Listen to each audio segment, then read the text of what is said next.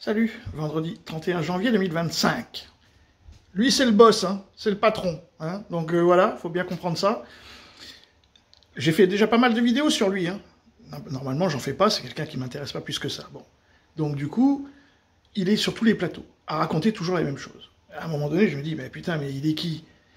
Bah en fait, c'est ça. Alors là, je vous ai mis dans les commentaires le dernier lien que j'ai trouvé, France Info, 17 janvier 2025. On n'arrive pas à trouver de date. Il a intégré le comité exécutif, là, consultatif, là, de Bank of America. Donc le mec qui vient nous parler, là, parce qu'on ne sait pas à qui on a affaire, c'est le banquier, hein, c'est le banquier de Bank of America, donc une banque américaine, qui vient nous expliquer comment on doit faire. Ça me fait penser pendant le Covid, où il y avait les Otakipa, là, qui venaient en France, sur les plateaux de télé, nous expliquer qu'il fallait qu'on fasse une vaccination, 2 vaccinations et tout ça.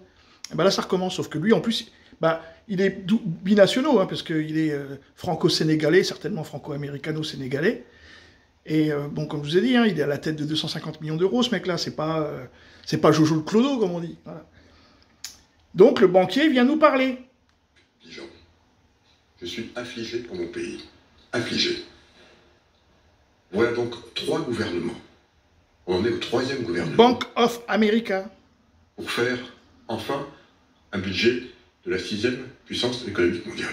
3 gouvernements. La 6e, il est fou, lui. Pour faire, pardon de le dire comme ça. Alors, je me félicite évidemment qu'on commence à trouver un accord, bien sûr.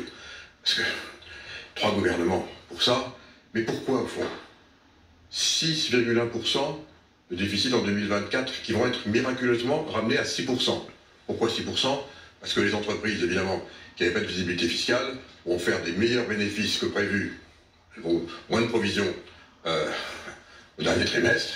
Donc ça fera autant de moins pour l'année prochaine. Donc c'est pour ça que les 6,1, c'est une bonne et une mauvaise nouvelle. Bon. Donc 6%. On va faire 5,4%, c'est l'objectif. Je rappelle que le budget 2024, il était à 4,4. Hein, je me rappelle juste en passant. Bon. Et si on les fait, ce sera formidable, parce que les 0,9% de croissance, hélas, et je suis le premier à regretter, personne n'y croit, on est maintenant plutôt à 0,7, si jamais il y a du vent. Donc en fait, on a fait tout ça, là, tout ce qu'on vient de voir là, parce que c'est ça que les marchés regardent. Hein. Les marchés ne regardent pas le tendanciel, je fais des économies sur le tendanciel, les marchés regardent 6% 2024, 5,4%, vous voyez, je les prends, je ne vais même pas les challenger. Oui. 2025, ça veut dire 0,6 points de PIB. 0,6 points de PIB, ça fait 18 milliards. 3 gouvernements pour faire finalement 18 milliards d'amélioration. Vous êtes... Ah bien, vous voyez oui.